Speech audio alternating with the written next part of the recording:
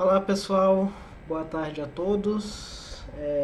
Bem-vindos aí ao nosso segundo módulo do NES.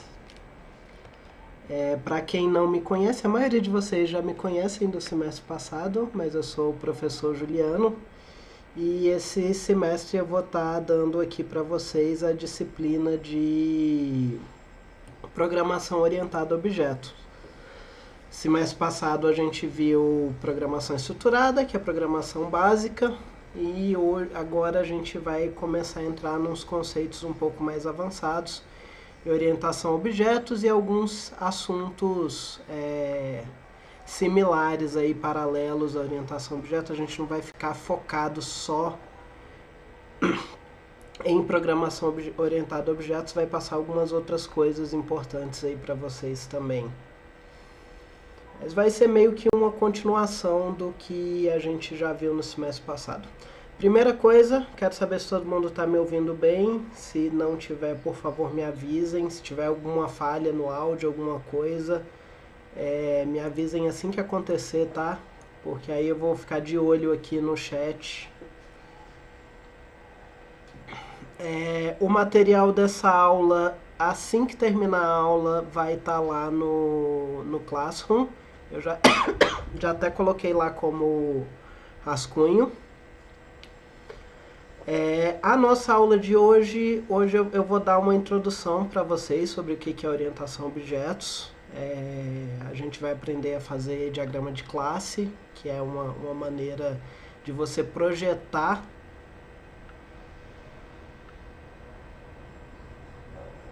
Ah, tá. Não. Então, vou dar uma pausa aqui rapidinho. Quando eu puder continuar, vocês me avisam. Então, dando continuidade de onde eu parei, a nossa aula de hoje eu vou dar para vocês uma introduçãozinha de orientação a objetos.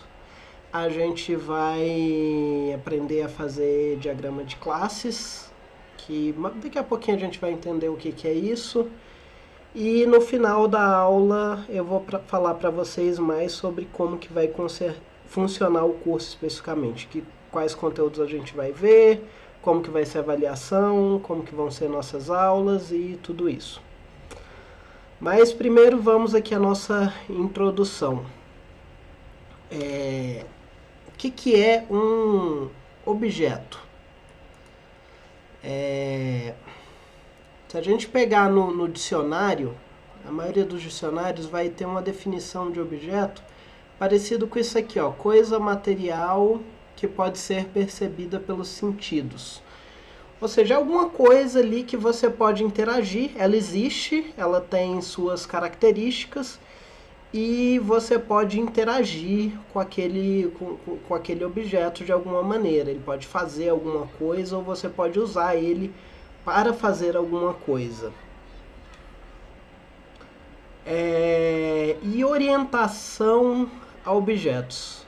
Vamos pegar cada um dessas duas palavras, orientação e objetos. A gente vai começar com o termo objetos. O que pra gente viu qual que é a definição ali do dicionário, mas a gente vai ver no nosso contexto, no que a gente está interessado, o que é essa definição de objetos. Então ali, como a gente viu no dicionário, no nosso dia a dia, os objetos eles são coisas tangíveis que a gente pode sentir, observar, manipular e interagir. E a gente pode interagir, manipular, observar esses objetos diretamente. Você pode pegar seu celular e olhar para ele e digitar nele, ou você pode fazer isso com o uso de outros objetos. Por exemplo, você pode usar uma chave de fenda para soltar um parafuso. Você está usando um objeto para interagir com outro objeto.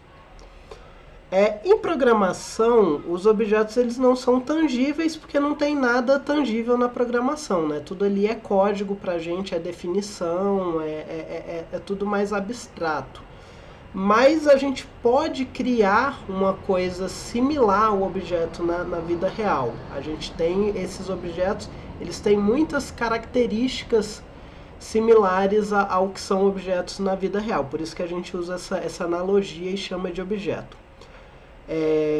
Objetos Em programação, eles são coisas, a gente vai pôr coisas aí entre aspas, porque o nome é objetos, que apresentam características, também está entre aspas, porque a gente tem um nome mais bonitinho para essas características que a gente já vai ver, e que você pode fazer certas ações com eles.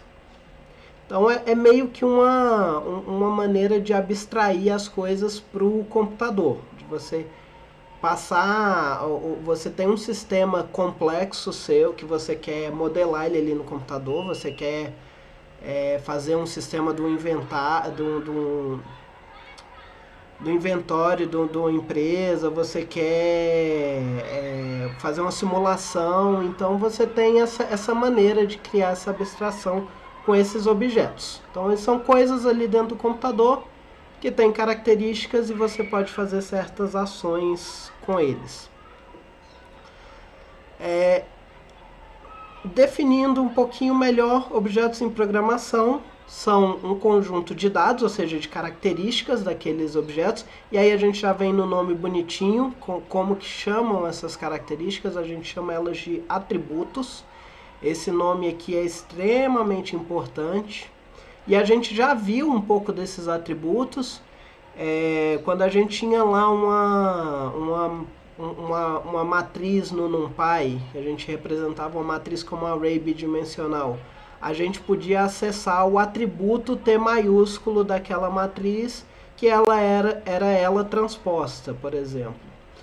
E esses conjuntos de dados têm comportamentos associados, que são os métodos. A gente também já interagiu com métodos. Quando a gente pegava um data frame lá e chamava por exemplo, o método... pegava uma coluna do data frame e chamava o isNa, para ver quais valores eram nulos. A gente estava ali pegando um comportamento associado daquele objeto, que é o método. É um pedacinho de código ali que ele faz alguma coisa, aquele objeto faz alguma coisa. Então esses nomes aqui importantes, tá? Então o objeto, ele tem atributos, que são características, informações. Em alguns livros vocês vão ver o termo propriedades também para esses atributos. No Python, para a gente, é a mesma coisa. Em algumas outras linguagens de programação tem uma diferençazinha entre atributo e propriedade, mas para a gente, no Python, é a mesma coisa. E a gente acaba usando mais o termo atributo para dizer essas características desses objetos. E os métodos são, como a gente... são funções associadas. Na prática, no Python, são funções associadas àquele objeto. São funções que estão embutidas naquele objeto. E a gente quer ver orientação a objetos. A gente já viu mais ou menos o que é um objeto. Vamos ver o que é orientação. Orientação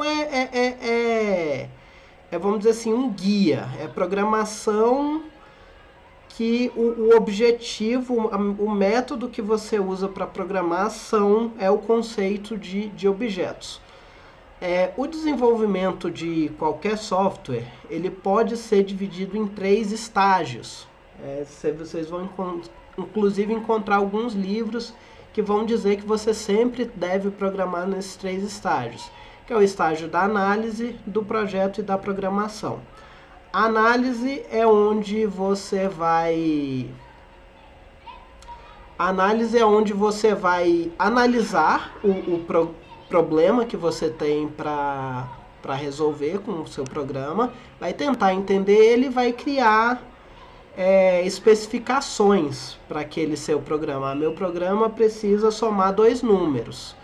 Meu programa precisa, eu quero programar a calculadora, então meu programa precisa ler os números, ler as operações e dependendo do que o usuário digitar, fazer isso, isso ou isso. Você vai dar ali as especificações do seu programa. O projeto é onde você vai fazer o esqueleto daquele seu programa. Você vai pensar, eu preciso fazer uma calculadora, eu vou criar uma função que leia número e teste se é número, eu vou criar uma função que leia operador, eu vou criar uma função que faça a operação dependendo do número e do operador. E a parte de programação em si é quando você escreve seu código. De fato, quando você vai falar para orientação a objetos, você tem vários níveis de orientação a objetos. Você pode qualquer um desses 3 passos aqui, desses 3 estágios, você pode fazer com orientação a objetos. Normalmente você faz os 3. E quando você faz objetos, você tem a análise orientada a objetos, o projeto orientado a objetos e a programação orientada a objetos. A gente vai estudar a programação orientada a objetos, mas hoje, para a gente ver os conceitos, a gente vai ver um pouquinho de análise orientada a objetos e um pouquinho de projeto orientado a objetos para a gente entender como que a gente faz de fato a programação orientada a objetos, para a gente entender os conceitos necessários para a gente fazer a programação orientada a objetos. A análise orientada a objetos é a identificação dos possíveis objetos no seu problema. Então, você vai pegar ali seu problema, identificar que naquele meu problema eu posso modelar como um objeto. Quais são as características desses objetos, ou seja, quais são os atributos que eu preciso dar a esses objetos. E quais são os comportamentos desses objetos, ou seja, quais vão ser os métodos que eu vou implementar para esses objetos. Isso vai resultar em um conjunto de requerimentos para o software. Então, eu vou ali identificar o que o meu software precisa fazer, só que focando em identificar objetos, suas características e seus comportamentos. Quando eu passo para o projeto orientado a objeto, eu vou converter esses requerimentos que a gente definiu na análise em uma especificação de implementação. É um documento técnico, é um documento técnico que vai dizer exatamente como que o meu software deve ser implementado. Em orientação a objetos, a gente normalmente usa um cara chamado de diagrama de classes, que é uma maneira definida já de você representar as classes dos seus objetos, que a gente já vai ver o que é classe também. E por último, a programação é simplesmente implementação. Você vai ter o seu diagrama aqui bonitinho de como que deve ser a estrutura do seu código e você vai de fato implementar esse seu código. Tudo tranquilo até aqui, gente? Tá dando para acompanhar? Esses 3 estágios, em teoria, é lindo. Se você conseguisse todo programa que você for fazer, você conseguisse separar direitinho os 3 estágios, fazer análise, fazer projeto e fazer programação, todos os seus códigos sairiam assim, bem organizadinhos. Só que na prática não é isso que acontece. Os requerimentos mudam conforme a gente está programando, você acaba percebendo durante a execução, você percebe que uma coisa que você tinha planejado de um jeito, projetado de uma maneira, não vai funcionar, e você acaba tendo de fazer isso aqui num processo mais interativo. Mas mesmo que você quebre isso aqui em vários ciclos iterativos, você consegue seguir esses 3 passos. Então, você começa o seu problema, você faz uma análise mais geral do seu problema, cria um projeto rápido na sua cabeça ali de como que vai ser a estrutura geral do seu programa e começa a programar ele. Aí, conforme você começa a programar, você começa a entrar em cada componente do seu programa e você pode repetir o ciclo. Então, você acaba fazendo, na prática, a gente acaba fazendo isso aqui, mas para pedaços menores dos programas e dos projetos que a gente esteja implementando.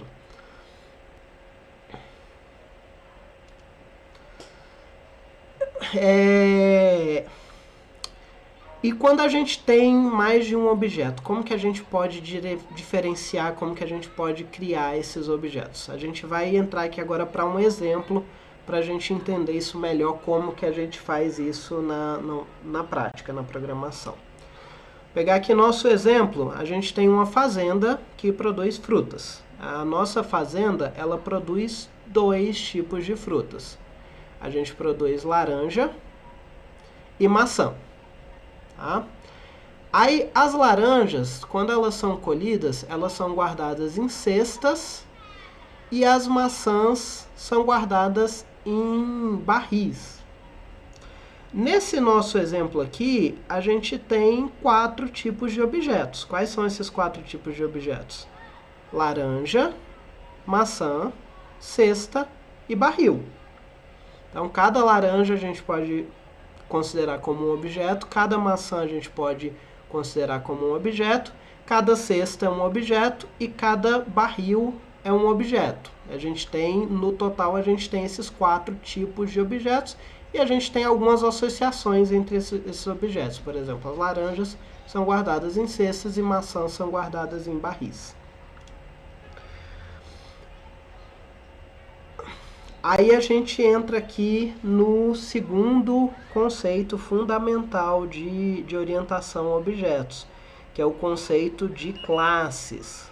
O que são classes? Classes são tipos de objetos. Então, cada maçã individual ali na sua fazenda é uma maçã, é um objeto maçã. Da classe maçã também. Você poderia numerar suas maçãs. Vamos supor que a fazenda numere, toda vez que ela colhe a maçã, ela numera ali a maçã. Ela teria como identificar cada maçã individual. No fim, não é o que se faz. Você não precisa necessariamente ter como identificar cada objeto individualmente.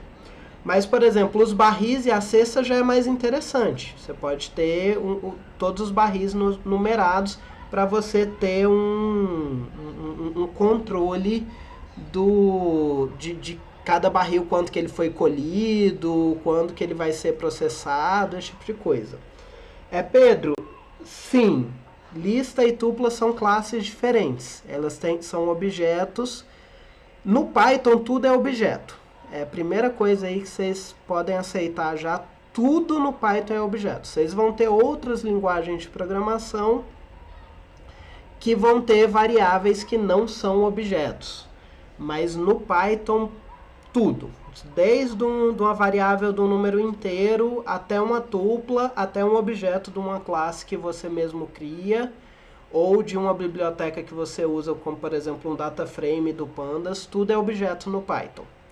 E as listas e as tuplas são de classes diferentes. Você pode ter duas listas que vão ser da mesma classe, então assim, o tipo delas é o mesmo, mas se você pegar uma lista e uma tupla, elas vão ser de classes diferentes. A lista e a tupla, elas vão ter uma relação entre elas que a gente vai ver mais pra frente. Então, se eu esquecer, me lembra mais pra frente no final da aula, quando a gente estiver falando de herança, para eu falar qual que é a relação que a gente tem entre lista e tupla. Apesar delas serem de classes diferentes, elas têm um certo parentesco entre elas.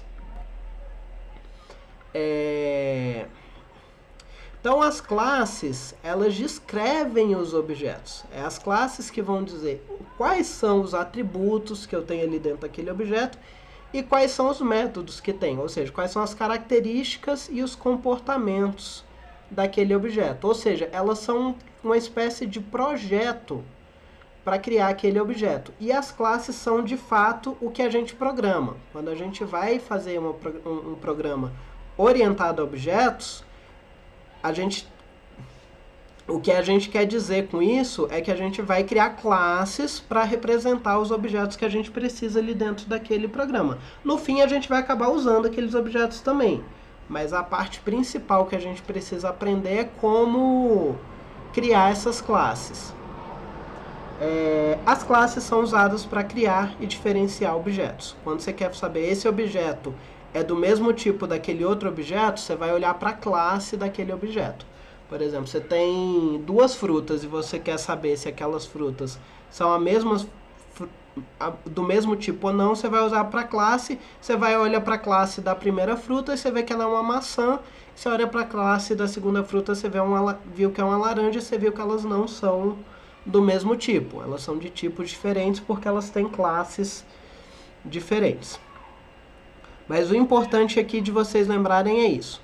Os objetos, eles têm características, que são os atributos, e os comportamentos, que são os métodos, e eles são criados através de classes. A classe, ela é o projeto do objeto, ela é a planta do objeto. E você pode ter vários objetos da mesma classe. É um exemplo num programa que você usa várias listas. Ou no nosso exemplo da fazenda, eu colhi várias maçãs, eu vou ter vários objetos da classe maçã. Tá? Então aqui no nosso exemplo da fazenda de frutas, a laranja, a maçã, a cesta e o barril podem ser modeladas como classe. Cada laranja, maçã, cesta e barril individual vão ser um objeto da sua respectiva classe. Aí lembra que eu falei do diagrama de classes? Essas classes e essas relações entre as classes são representadas, podem ser visualizadas, existem outras maneiras, mas podem ser visualizadas em um diagrama de classes. Esse aqui é um diagrama de classe extremamente simples. Eu não estou pondo nenhum atributo, nenhum método, explicando nenhuma relação. Eu só estou dizendo aqui, ó, eu tenho uma classe laranja, eu tenho uma classe maçã, eu tenho uma classe cesta e eu tenho uma classe barril. Existe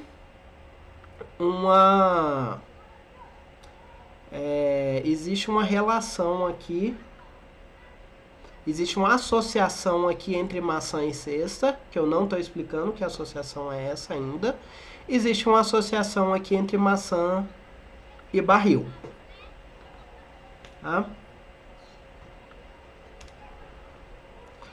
Vamos falar um pouquinho mais de atributos e métodos. Então, os atributos ou métodos, ou propriedades, desculpa, atributos ou propriedades, a gente vai chamar só de atributo, porque no Python não faz sentido essa diferenciação entre atributo ou propriedade, mas se vocês verem em algum lugar alguém falando o termo propriedade, saibam que é a mesma coisa que atributo. São características individuais de cada objeto. O atributo são o que diferencia um objeto do outro da mesma classe. Por exemplo, a gente tem duas maçãs. Um atributo que a gente pode guardar de cada maçã é o peso daquela maçã. Então, cada maçã a gente pode ter o atributo peso. Outro atributo que a gente pode ter da maçã é o atributo data da colheita. Eu posso adicionar lá o atributo do dia que eu colhi aquela maçã. Eu posso adicionar a cor daquela maçã. Eu posso ter uma maçã verde ou uma maçã vermelha. Então, eles são similares a variáveis, só que são associadas a um objeto. Eles dão características de um objeto. Alguém, deem aí no chat, deem algum exemplo de, por exemplo, que atributos eu poderia dar para o barril. Alguém chuta aí alguma coisa? Tamanho do barril, ou seja, a capacidade. O material é interessante, mas eu tenho que ver se é relevante para a minha implementação. Na minha especificação aqui, que eu tenho a fazenda de fruta que eu vou só guardar ali dentro, para mim o material não é relevante. Então, assim, material pode sim ser um atributo, mas sempre que você vai criar um atributo, você tem que ver se para o problema que você está modelando aquele atributo é relevante ou não. Às vezes não é. Já, por exemplo, o volume porque o volume eu posso relacionar a quantidade de maçãs que eu vou guardar ali dentro. Seria mais... Eu, pessoalmente, implementaria mais em capacidade do que volume. Pedro, quando eu digo que eles são similares a variáveis, é que eu quero dizer que ele guarda algum valor ali dentro. Basicamente é isso. Quando eu digo que o atributo é similar a uma variável, porque ele guarda um valor ali dentro. E esse valor normalmente é outro objeto. Mas ele pode ser um objeto simples, que ele pode ser simplesmente um inteiro, um número, um inteiro, um float, pode ser um string, pode ser uma lista, ou pode ser até um outro objeto que eu mesmo defini, de uma classe que eu mesmo defini.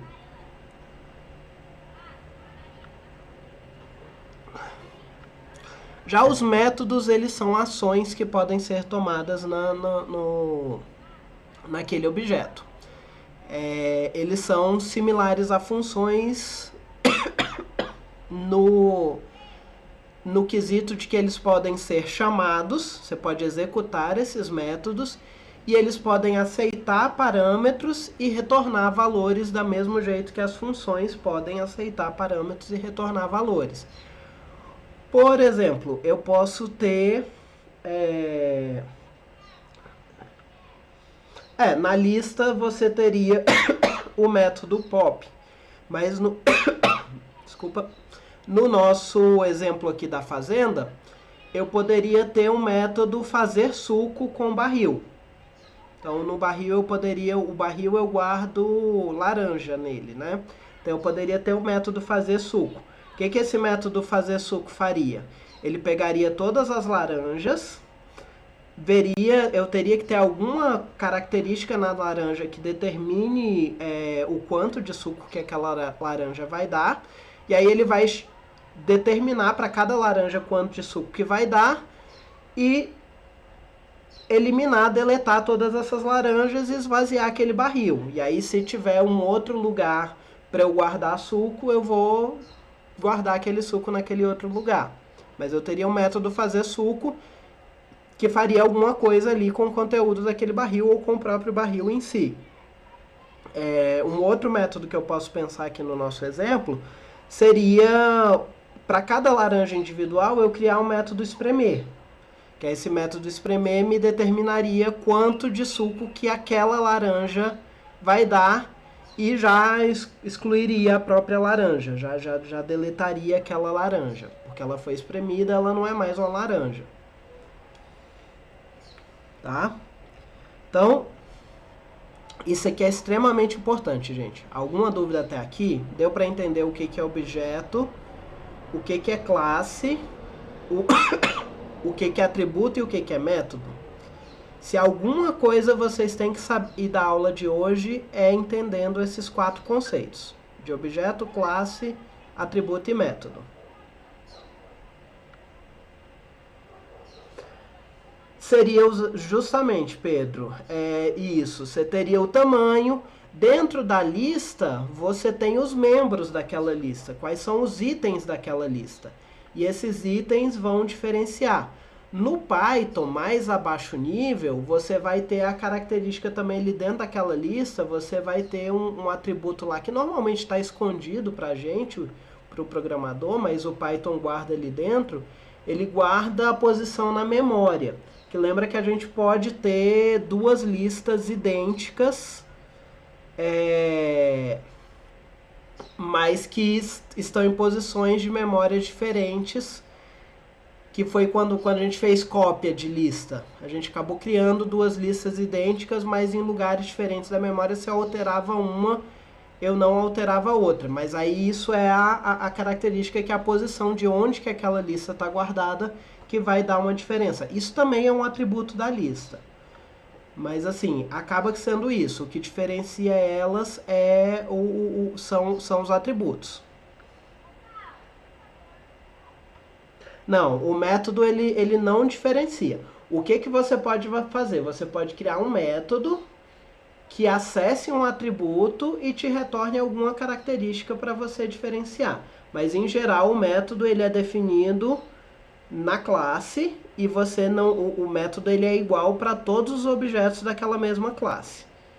Não, no fim acaba tendo como mudar, mas em geral os métodos eles são iguais para todos os objetos de uma classe em comum. Então o que diferencia mesmo na prática são os atributos. E você tem como sim criar um objeto que você não tem como diferenciar 2. Se você criar um objeto com nenhum atributo que vai ser uma classe com nenhum atributo que vai ser único para cada objeto, ainda tem como diferenciar eles no Python, porque o Python vai ter o endereço de memória que aquele objeto foi criado, mas assim, a mais alto nível que a gente está vendo ali no termos de projeto, você não teria como diferenciar 2 objetos de uma classe sem nenhum atributo único para cada objeto. Mais alguma dúvida, gente?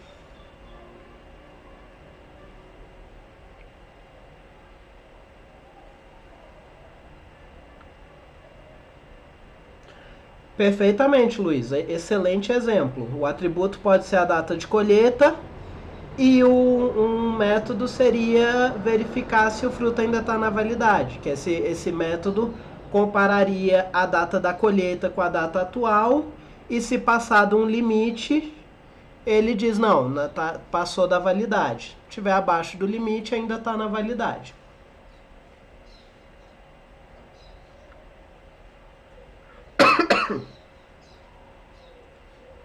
Então, pessoal, vamos criar o nosso diagrama para esse nosso problema. Eu quero que vocês entrem nesse site aqui, app.creately.com. Eu vou pôr o endereço aqui no chat. E aí, nesse site, tem um botão... Deixa eu só mandar o endereço aqui primeiro. Eu mandei aí no chat para vocês. Deixa eu ver se eu mandei certo. Mandei.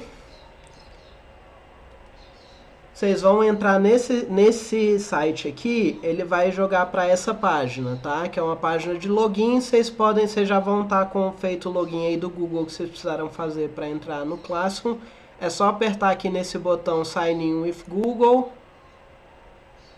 e selecionar a mesma conta que vocês usaram para entrar no Classroom.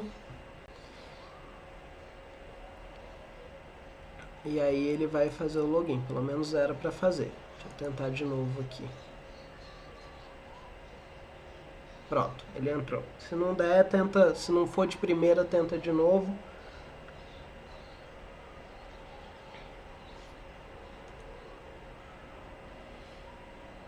Tá? E aí quando vocês entrarem, eu quero que vocês venham aqui em Create New e criem um em branco. Tá aqui, ó, blank. Aí clica aqui. Tá? E aí ele vai jogar para essa página aqui. Eu quero só que vocês façam isso e quando todo mundo estiver aqui, a gente continua.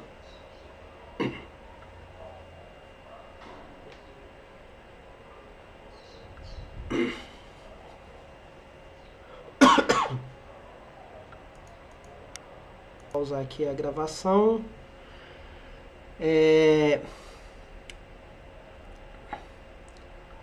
Então, esse site aqui ele é um editor de diagramas.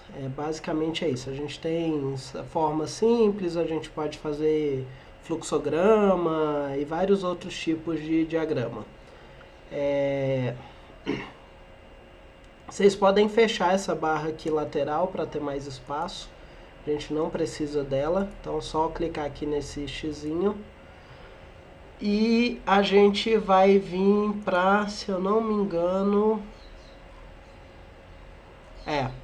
a gente vai vir aqui, ó, em All Shapes, todos os formatos. E a gente vai ativar aqui, a gente precisa disso aqui, ó, UML, tá?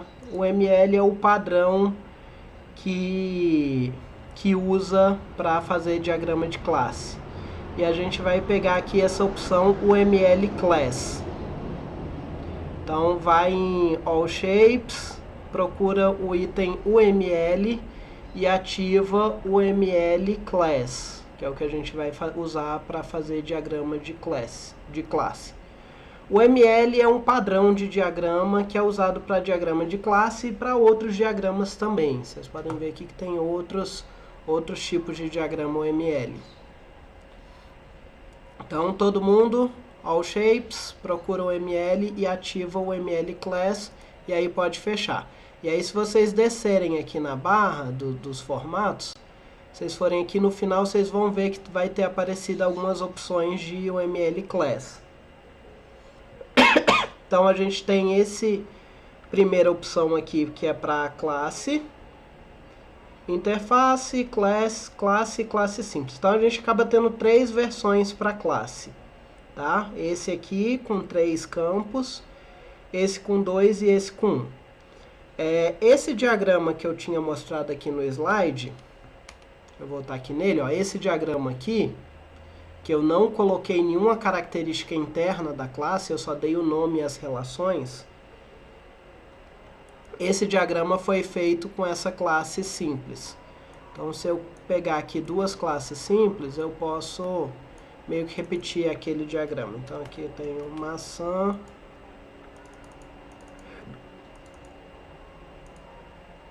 Tem que clicar, você clica no que você quer editar e clica aqui no T, ele deixa você editar o texto. Eu tenho maçã e barril.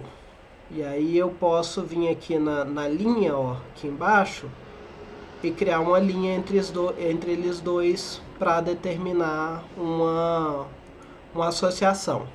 E eu posso modificar a linha aqui com algumas características. Eu posso pôr simplesmente uma linha, que é o que eu tinha naquele lá. Eu posso dizer em cada lado que símbolo que eu quero. Se eu quero uma seta ou se eu quero nada. Aquele lá eu tinha colocado nada, então vai ficar aqui uma linha, e desse lado aqui não tem seta, desse lado aqui não tem seta, não tem texto, não tem nada.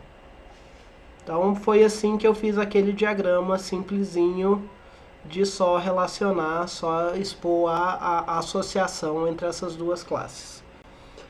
Mas não é esse que a gente quer fazer agora. Eu estou só mostrando aqui como exemplo que normalmente você não faz esse diagrama tão abstrato. Até você pode fazer no papel, tipo, se você estiver planejando seu programa e você quiser simplesmente colocar as relações entre as classes, você poderia fazer um diagrama assim como esse, mas não faz muito sentido abrir um editor para fazer um diagrama tão simplesinho desse. Então, eu vou deletar aqui essas duas classes. E a gente vai usar esse primeiro molde aqui, esse primeiro formato aqui, que é para a classe completa. Então, eu clico nele e arrasto para ele criar um novo. Ó. Ele criou um, vamos criar dois aqui. E aqui a gente pode editar essa classe. Então, vamos criar esse aqui. Primeiro vai ser a maçã. Eu vou pôr com cedilha aqui. Se a gente fosse na programação, a gente não costuma usar cedilha em nome de variável, porque pode dar problema de compatibilidade com sistemas diferentes. Eu não estou conseguindo clicar aqui, ó. Por algum motivo eu fiz alguma coisa que ele mudou minha ferramenta, tá? Mas se você não estiver conseguindo clicar, é só voltar aqui e pegar a setinha de volta aqui embaixo. E aí agora eu consigo clicar. Tá? E aqui, como eu falei, eu tenho aqui em cima eu tenho os atributos e aqui embaixo eu tenho os métodos. Esse maisinho e esse menos que ele coloca, vocês não precisam se preocupar muito com eles, porque no Python isso não faz muito sentido. Na próxima aula eu vou explicar um pouquinho melhor, mas os atributos e métodos eles podem ser públicos ou privados. Só que no Python esse conceito de público e privado ele não é muito bem definido. Então, para o que vocês forem fazer, coloquem tudo só com mais. Coloquem com mais, que é o que faz mais sentido no Python. Ou não coloca nada, mas eu recomendo colocar o mais, tá? Então, quais atributos que a gente tinha para maçã? Quero aí a ajuda de vocês.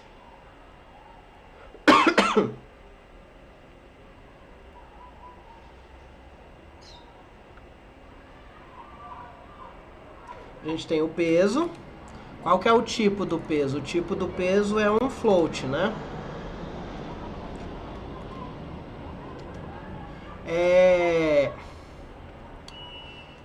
Esse editor, ele tem um bug que eu não consigo pôr mais e dar espaço. Ele vira marcadorzinho. Aí o que eu recomendo fazer é pôr mais espaço na linha de cima, voltar o caractere e depois dar o Enter.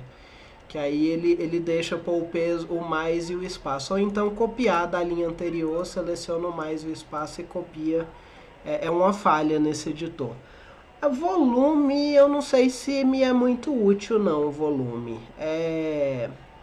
Eu poderia pôr a data da colheita, né? Então eu posso pôr aqui data colheita. Que tipo que seria o data colheita?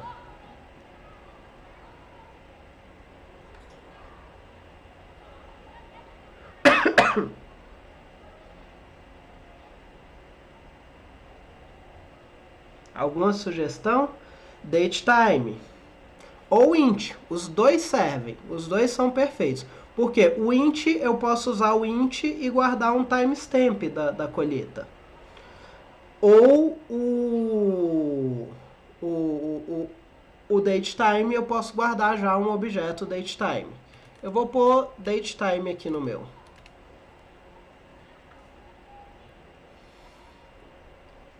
Eu vou morrer nesses dois por enquanto, tá? Eu não vou... Pode pôr o tipo, tá? O tipo é interessante. Lembra do bugzinho? Eu vou pôr aqui mais espaço, volta 2 caracteres e dá Enter.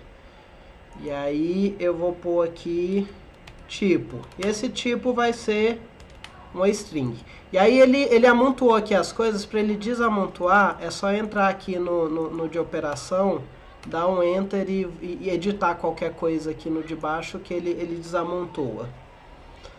Tá? E quais os métodos que eu poderia ter aqui para maçã? Eu posso colher a maçã, né? Posso colher aquela maçã. E aí eu vou colher aquela maçã em um barril, que vai ser do tipo barril, que a gente ainda não definiu, mas daqui a pouco a gente vai definir. Por enquanto a minha maçã aqui tá boa. Eu não preciso pôr mais nada aqui nela não. E aí se eu quiser eu posso diminuir essa caixinha aqui só pro tamanho que eu preciso. Deixa a maçã aqui no canto e vamos criar nosso barril. Então o nosso barril eu vou ter aqui, ele vai ser barril, o nome da classe.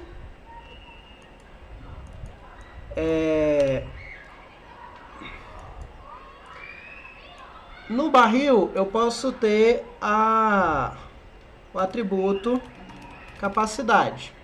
Eu vou guardar essa capacidade só como um int, tá?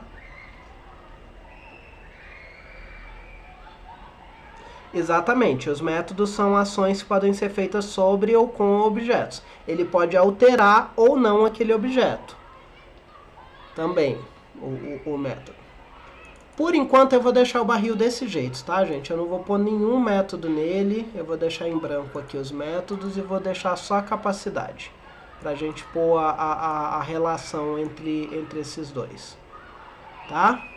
Todo mundo tá conseguindo acompanhar aqui, até então, alguém tá tendo alguma dificuldade com a edição disso aqui, que vocês vão precisar fazer isso vocês sozinhos na lista, tá?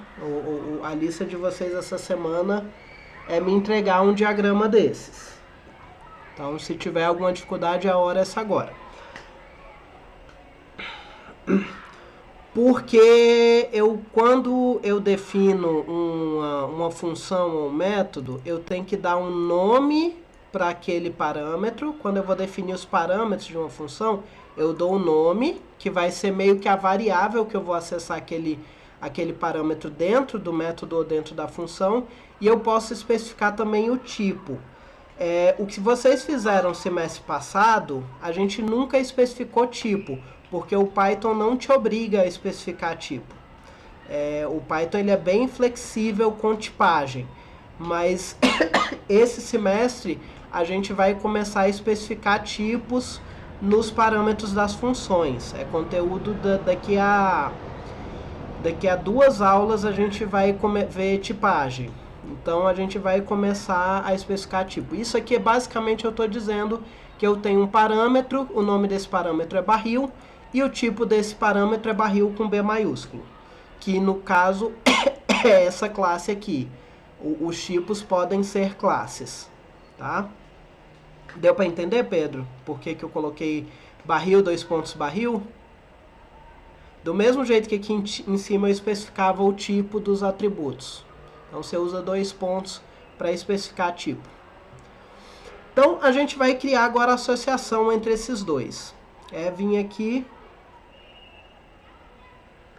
Exato, é para dizer que aquele método aceita um objeto dessa classe aqui. Tá? Agora a gente vai desenhar aqui a relação entre esses dois. Então pega aqui a ferramenta de linha e a gente vai pegar aqui do meio da lateral dessa classe e apontar para o meio da lateral dessa classe. E dessa vez a gente vai deixar ele aqui nessa opção padrão aqui de associação, tá? Não vamos colocar just align, a gente vai deixar aqui nesse padrão de associação. Eu vou chegar o barril aqui um pouquinho mais para cima e esses númerozinhos aqui, ó, quando eu criei uma associação, ele criou uns númerozinhos. Isso aqui é para eu dizer qual as quantidades que eu relaciono. Então aqui do lado da maçã eu vou deixar asterisco. Eu vou deixar asterisco aqui do lado da maçã e do lado do barril eu vou deixar 1. O que eu estou dizendo aqui? Para cada barril eu tenho várias maçãs. Eu não tenho um número definido de maçãs. Eu posso ter uma quantidade arbitrária de maçãs para cada barril. A gente sabe que na prática não é arbitrário, porque a gente tem uma capacidade para esse barril, mas não tem uma maneira bonitinha de dar essa capacidade aqui, até porque essa capacidade é variável. Se essa capacidade fosse fixa, eu poderia pôr um número aqui. Por exemplo, se cada barril coubesse 10 maçãs, eu poderia pôr 10 aqui. Então eu saberia que cada 10 maçãs são relacionadas com um barril. Tá, vamos lá, deixa eu tentar explicar de novo. Quando eu ponho um asterisco aqui, eu quero dizer que cada um barril pode ter um número arbitrário de maçãs. Eu posso ter 10 maçãs associadas àquele barril, eu posso ter 100 maçãs associadas àquele barril, eu posso ter 1 milhão de maçãs associadas àquele barril. O 1 já quer dizer o contrário, quer dizer que cada maçã só pode estar associada a um barril. Não faz sentido eu dizer que a maçã está guardada no barril 1 e no barril 2 ao mesmo tempo. Ela só pode estar guardada em um barril. Tá? Então esse número aqui quer dizer dá essa proporção da relação. Cada maçã só pode estar associada com um barril, então quando eu vou aqui da direção da maçã para o barril, eu chego aqui com o número 1, então cada maçã só pode estar associada a um barril, mas cada barril pode estar associada a um número arbitrário de maçãs. Deu para entender agora?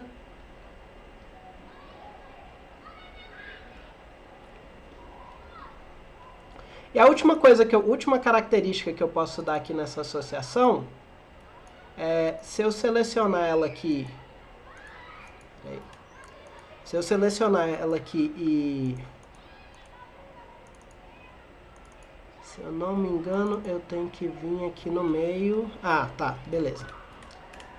Eu seleciono ela e peraí de novo, seleciono ela e dou um clique duplo aqui, dou um clique aqui no meio, eu vou poder digitar aqui no meio e eu vou poder descrever essa associação. Então eu posso pôr aqui guardado em, que era para ele centralizar, mas ele não está centralizando. Deixa eu tentar fazer aqui de novo.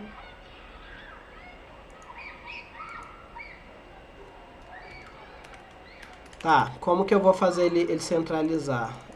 Deixa eu apagar aqui, ó. Você clica nele, clica no T do texto, ele vai editar o asterisco. Aí você clica aqui bem no meio da linha, ele vai deixar você editar no meio centralizado.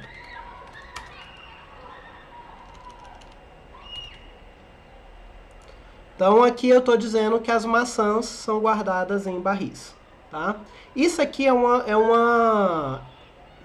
o diagrama ele é abstrato, tá? Isso aqui eu precisaria deixar, para eu programar essa relação, eu preciso deixar ela mais explícita. Mas o diagrama permite essas definições mais abstratas para a gente, que na hora de implementar o código eu preciso deixar mais explícito. Gente, vamos para o intervalo e na volta a gente termina esse diagrama. Se alguém tiver uma dúvida, pode me mandar aqui agora, mas agora a hora do intervalo a gente volta 16h25. 4h25 a gente volta, tá?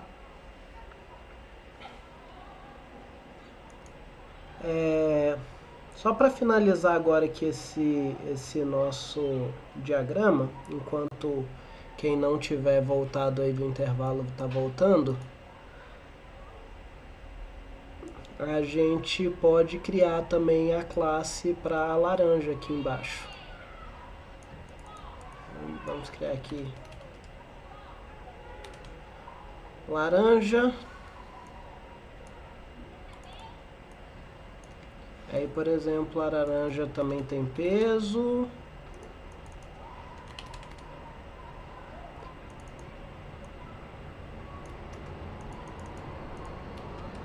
E também tem data da colheita, por exemplo.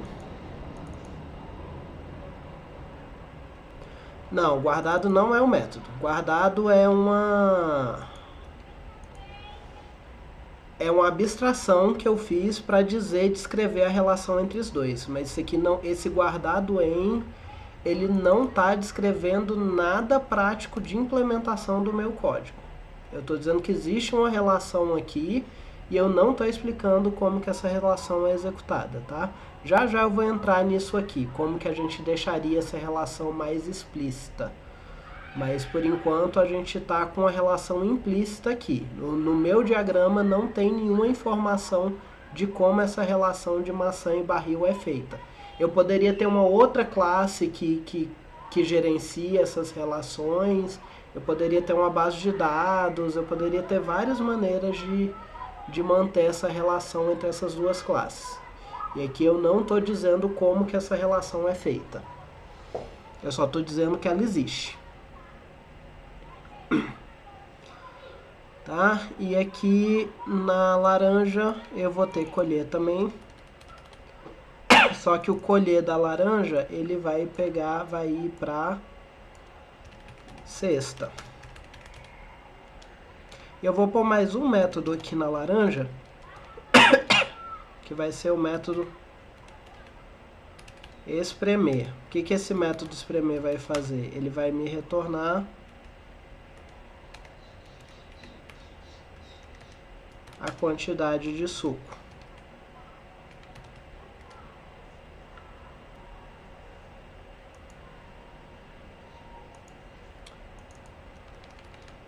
Vou deixar só assim. Então, quando eu espremo, eu tenho a quantidade de suco da laranja.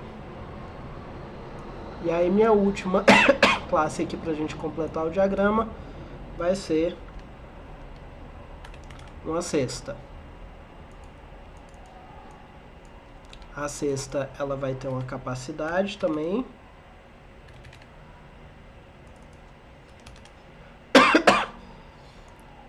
E eu vou pôr dois métodos aqui nela e depois eu vou copiar esses mesmos dois métodos lá para o barril. Eu vou pôr o método vender. Aí vender, eu vou pôr aqui uma classe que eu não estou definindo no meu diagrama, mas eu posso fazer isso. Às vezes o meu sistema é mais complexo, eu posso só fazer menções a outras classes que não está necessariamente naquele diagrama. No caso aqui, eu vou dizer que vender recebe um parâmetro cliente da classe cliente. E ele não vai me retornar nada. E eu vou pôr outro método aqui, descartar, que também não vai retornar nada, ele não pega nenhum parâmetro, então o parêntese aqui fica vazio e ele não retorna nenhum valor, então fica vazio também. E aí eu posso fazer a relação aqui do mesmo jeito. Vem daqui para cá. Aqui eu tenho que asterisco laranjas se relacionam com uma cesta.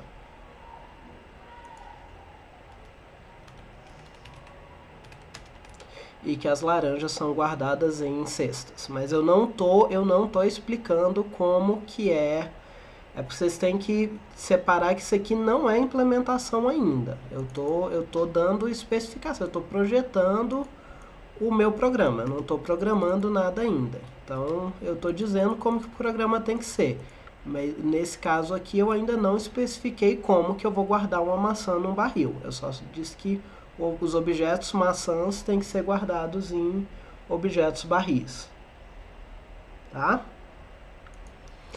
E a gente tem o nosso diagrama de classe aqui um pouco mais completo. Ainda não tem tudo que a gente pode pôr aqui, mas a gente já tem um diagrama mais completinho. Quem não chegou... Eu vou fazer o seguinte, eu vou dar uns 5 minutinhos para quem não chegou nesse pedaço aqui chegar o diagrama nesse estágio aqui, para a gente poder continuar, tá?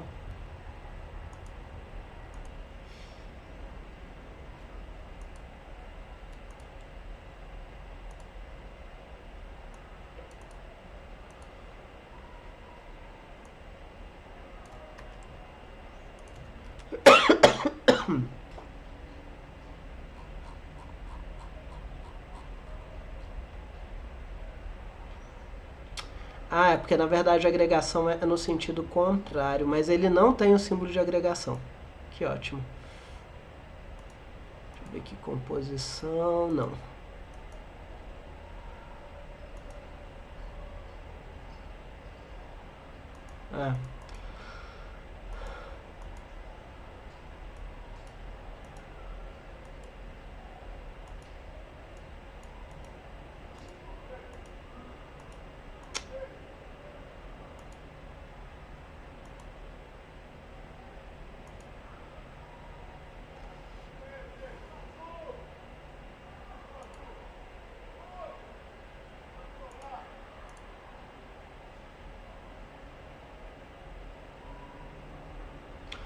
Nesse caso aqui, Nicolai, a agregação pode ser vazia. Eu posso ter uma lista vazia de maçãs.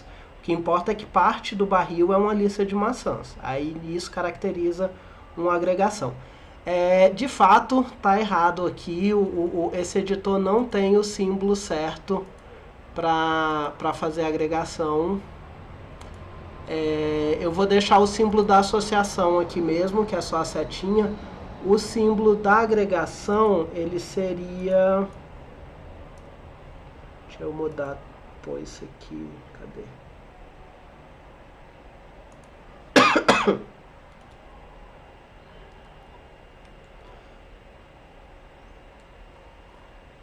O símbolo da agregação seria esse losangozinho aqui vazio. Mas a gente, por enquanto, a gente pode ficar usando... o símbolo da associação mesmo, que é só na verdade o símbolo da associação é só a linha reta, mas a gente pode ficar usando a setinha cheia por enquanto. A setinha cheia não é usada para nenhum outro símbolo. Esse material aqui eu vou deixar para vocês junto com a tarefa que vocês vão fazer, vai estar lá no enunciado, vai ter um link para essa página aqui, que é um manualzinho de como desenhar do padrão desses diagramas, tá? Para vocês mais usarem de consulta mesmo, para saber que símbolo vocês usam para cada relação. Deixa eu voltar aqui para o Meet.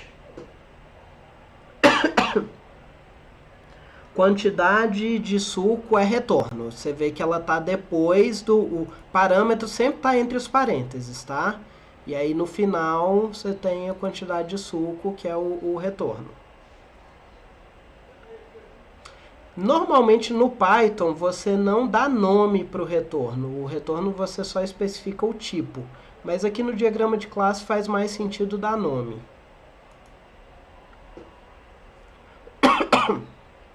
Tá? Então aqui, ó, quando eu coloquei aqui a maçã como um componente do barril, eu criei uma relação, eu transformei essa relação de associação, que é uma relação abstrata, que não me diz nada com relação à implementação, em uma relação mais tangível, uma relação mais definida, mais explícita, que é uma relação de agregação. Tá? E a mesma coisa poderia ser feita aqui na cesta. Eu posso vir aqui na cesta e dizer lá laranjas que vão ser do tipo lista de laranjas. Listas da classe laranja, tá? Tomem muito cuidado com essas coisas com nome igual, para não fazer confusão. Então, o L maiúsculo eu estou chamando a classe laranja. Então, é uma lista da classe laranja. Então, vai ser uma lista que cada elemento dentro da lista vai ser um objeto laranja. Exatamente. Vai ser uma lista que o conteúdo vão ser objetos da classe laranja. Mas quando eu estou especificando o tipo, quando eu falo de o que tem naquela lista, eu tenho que dizer o tipo que é contido naquela lista e eu tenho que usar a classe para especificar isso. Tá? Então, voltando aqui para o nosso slide, então a gente já viu o que é associação, composição e agregação.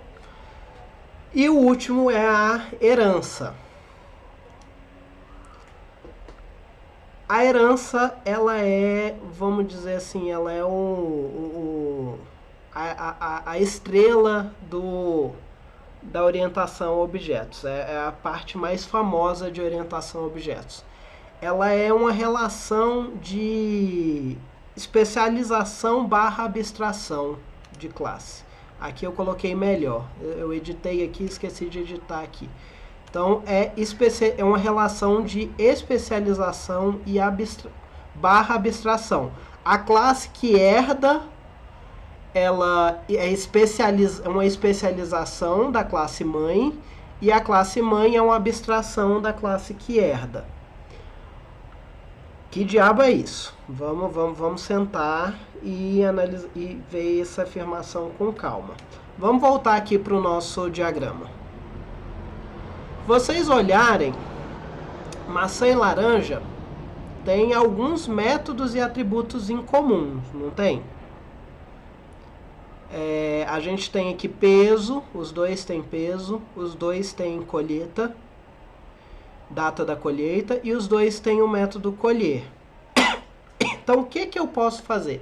Eu posso criar uma classe abstrata desses dois aqui. O que é uma abstração de uma maçã e de uma laranja ao mesmo tempo?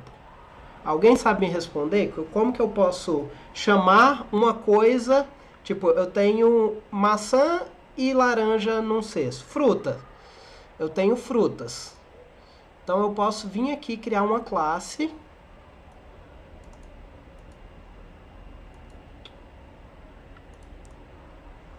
Vamos ver aqui, para dar espaço.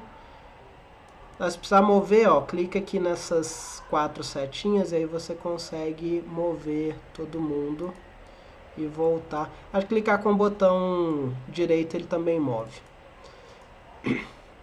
Então eu vou ter aqui a classe fruta. Quais vão ser os atributos dessa classe fruta? Os atributos incomuns da maçã e da laranja. Então eu vou ter peso e data da colheita. Não era isso que eu queria fazer. Peso e data da colheita. E eu vou ter o método em comum, que vai ser o método colher.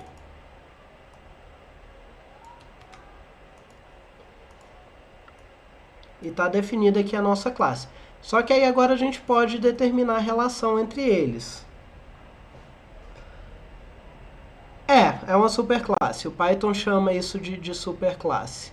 O termo mais comum de se dizer isso é a classe mãe. Vamos dizer assim, ele herda dessa classe mãe. Tem algumas maneiras de se dizer. Na verdade, ele não tem herança aqui.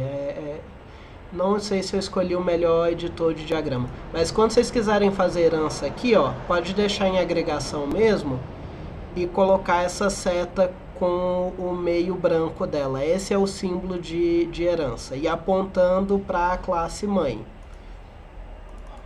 A gente pode apagar aqui essas relações, porque aqui não faz mais sentido, porque a relação entre as classes está na definição da classe, não está mais no nível do objeto. E aí eu faço a mesma relação aqui da laranja para a fruta.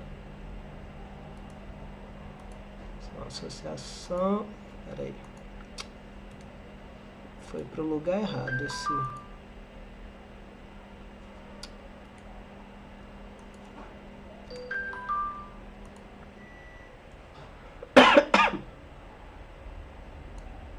Pronto. Vamos apagar aqui os textos de novo. Eu não preciso dessa cardinalidade da relação, não faz mais sentido. E a seta aqui dessa, para identificar a herança, ela tem que ser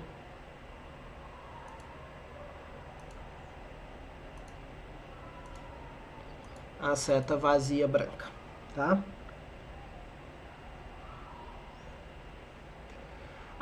Aí a gente já vai chegar nesse problema aqui. Não vamos entrar nisso hoje, não. Eu vou tirar o colher daqui, tá? Eu vou tirar o colher. Existe uma característica disso, a gente vai ver numa aula mais pra frente. Mas a gente não vai ver isso hoje.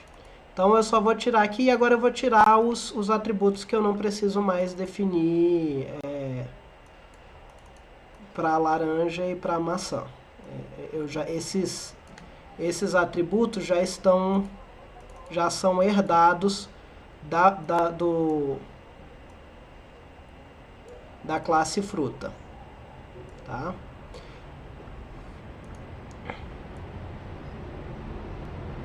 Então isso aqui é herança. Então eu peguei características incomuns dessas duas classes, e criei uma classe abstrata para guardar isso. Isso quer dizer que quando eu venho aqui na maçã e eu tento acessar o atributo peso dela, ela vai ter esse atributo. Então ela herda, por isso que chama herança. Todos os atributos e métodos que tiverem aqui na fruta, tanto a maçã quanto a laranja vão ter também. Elas vão herdar esses atributos, tá? Então, deu para entender como é que funciona a herança?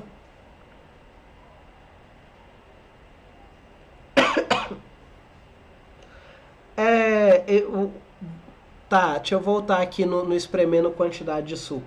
Essa notação aqui que eu usei de chamar de quantidade de suco, isso não faz sentido no Python. No Python a gente não põe o nome do resultado de uma função, a gente põe só o tipo.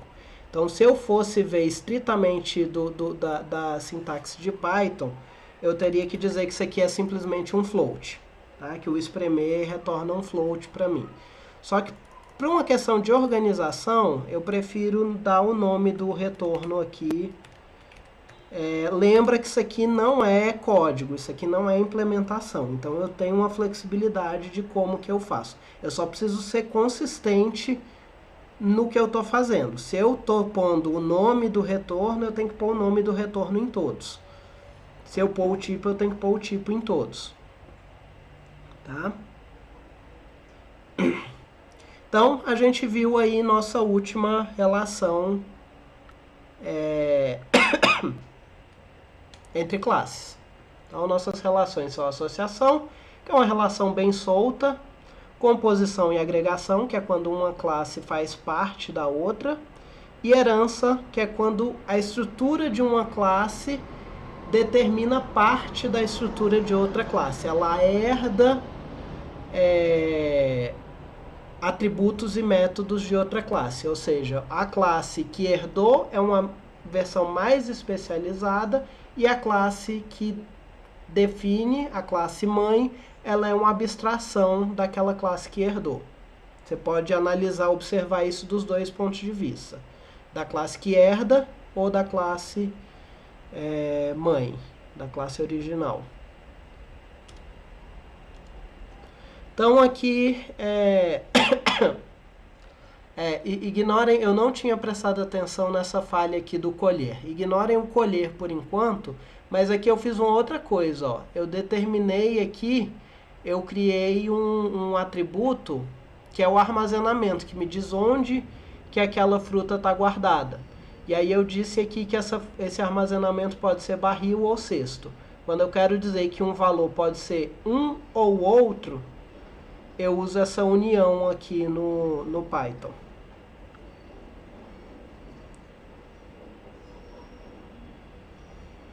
Pedro, eu não entendi sua pergunta. Onde o que pode ser armazenado?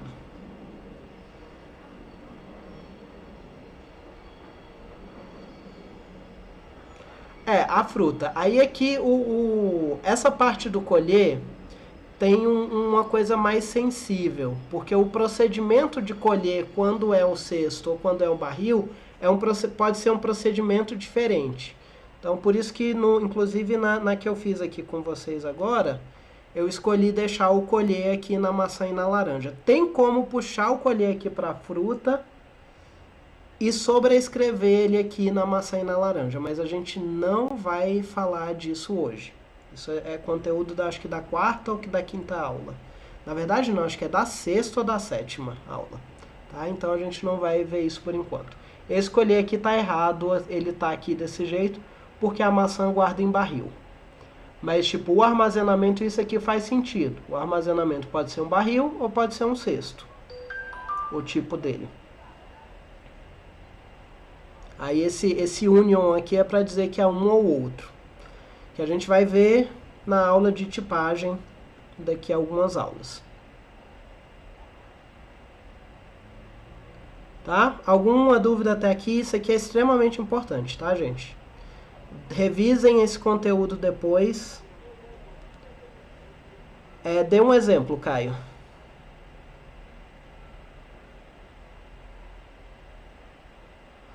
Teria, mas não é a maneira mais organizadinha de fazer. Tem alguns paradigmas que a gente pode usar aí para resolver esse problema, mas de novo, não é conteúdo da aula de hoje. A gente vai voltar nisso mais para frente.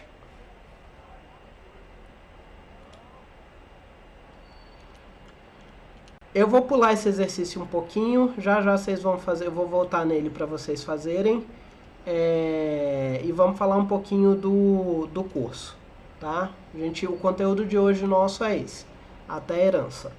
Então, só fazendo uma última revisão do que foi importante que a gente aprendeu hoje: definição de objeto e classe, definição de atributo e método, e as 4 relações entre classes: associação, composição, agregação e herança. Tá? Se alguém tiver ficado com alguma dúvida, última chance de tirar.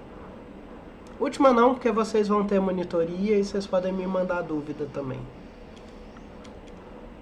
Tranquilo? Então, vamos falar agora do nosso curso, como que ele vai acontecer na prática. A gente não vai mais usar o Colab. Provavelmente não vai ser Bcrowd. O monitor de vocês é o Thiago. Vai ser só o Thiago esse semestre, tá? O Edeilson não vai estar mais de monitor. A gente não vai usar nem o Bcrowd, nem o Colab. Eu tô criando uma plataforma pra gente. A gente vai usar o VS Code online. Vai ter um endereço que vocês vão entrar e a tela vai estar dividida entre o VS Code e um aplicativozinho de chat pra gente tirar dúvida durante a aula. A gente vai parar de usar esse chatzinho do Meet também. Vai continuar usando o Meet para transmitir a aula, mas eu vou ter um chatzinho pra gente conversar durante a aula. Que o chatzinho, inclusive, vocês vão poder me mandar mensagem diretamente. Se vocês tiverem uma dúvida específica do que vocês estão tentando fazer, vocês não vão precisar mandar para a sala inteira. Vocês vão poder mandar direto para mim e eu vou poder ver o código de vocês. E aí esse VS Code vai estar trabalhando numa pasta compartilhada comigo.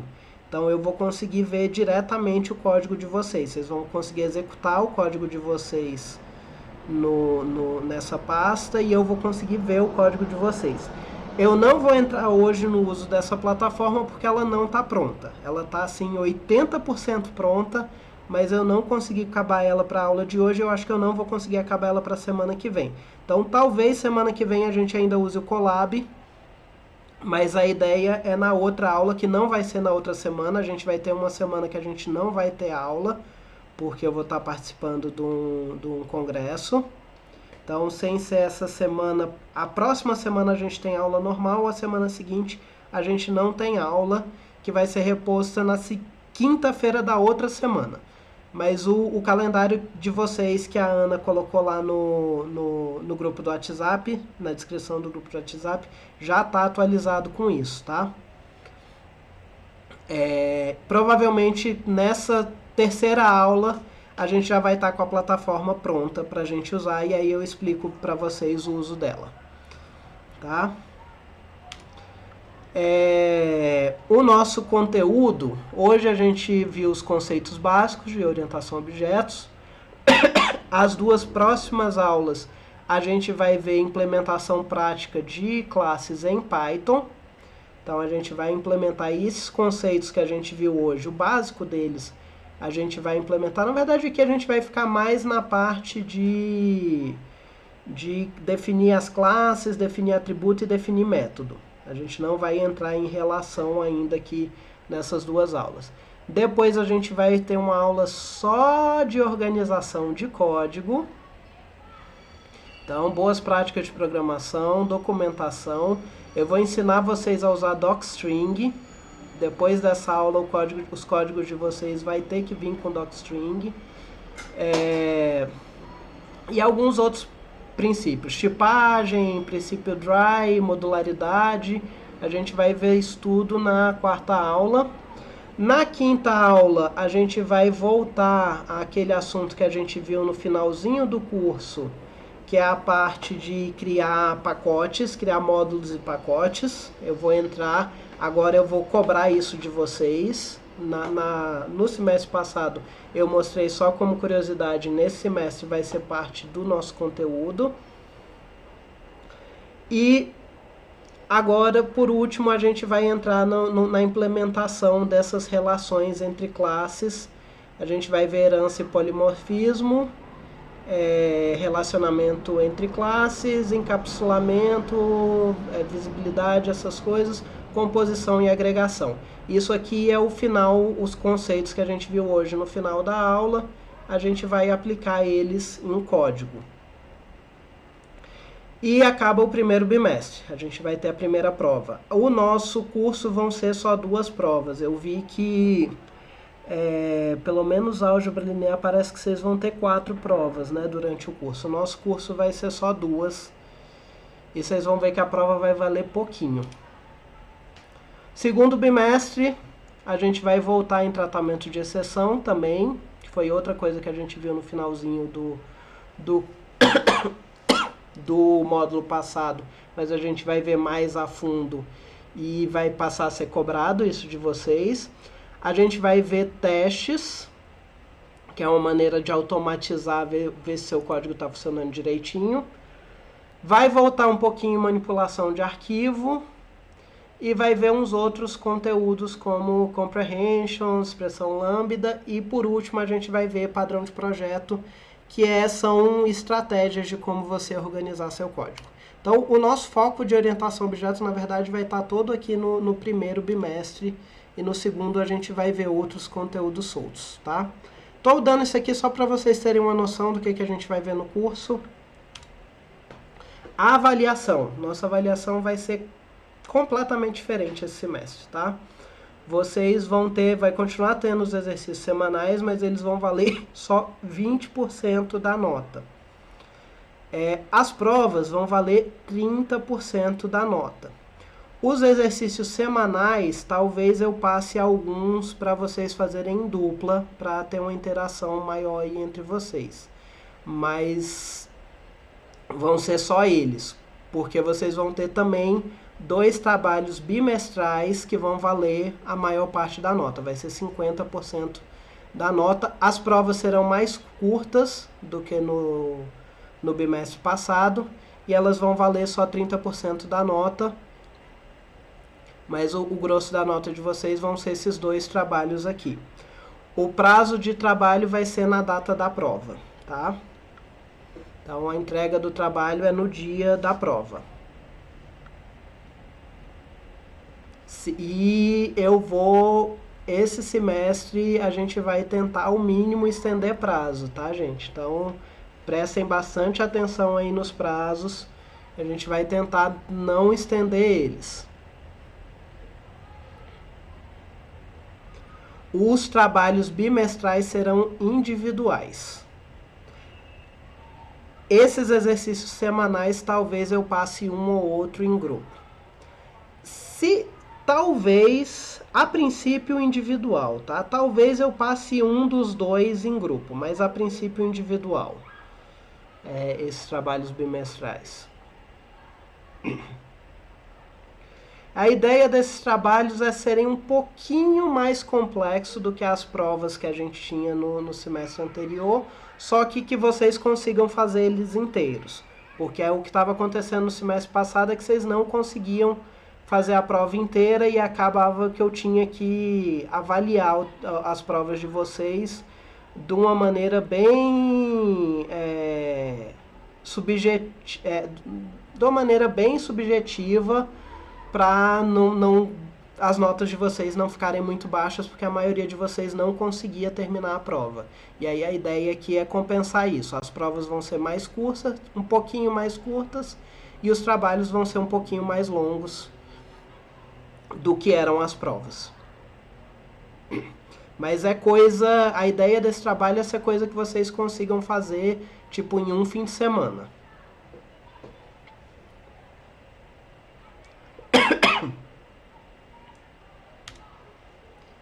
E é isso. Alguém tem alguma dúvida a mais do funcionamento do curso?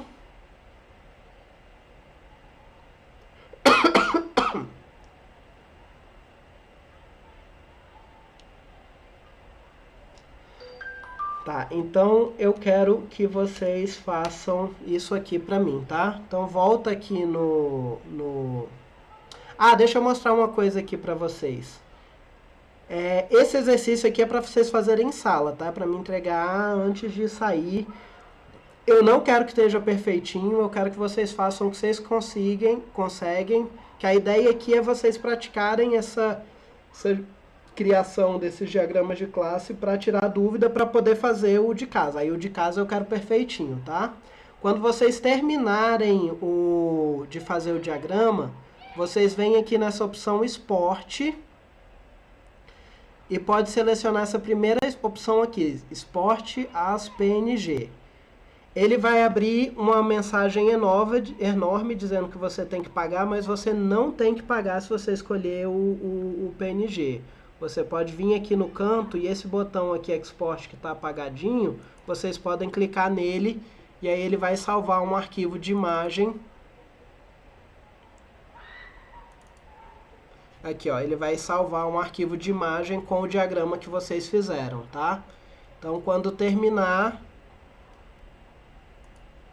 vem aqui em Export e seleciona PNG e ignora essa mensagem dizendo que tem que pagar, tá? Eu quero que vocês façam aí, então, agora... Deixa eu só mandar um negócio aqui para vocês. Eu quero que vocês façam esse exercício. Eu vou deixar na tela o exercício. E eu vou mandar aqui no chat o link para aquele guiazinho que vai estar também no...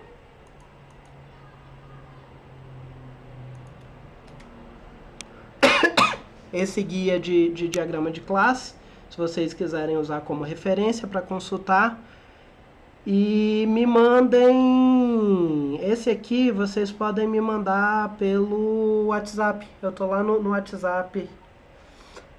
O slide vai ser agora. Eu vou parar a gravação agora. Se ninguém tiver mais nenhuma dúvida, eu vou parar a gravação.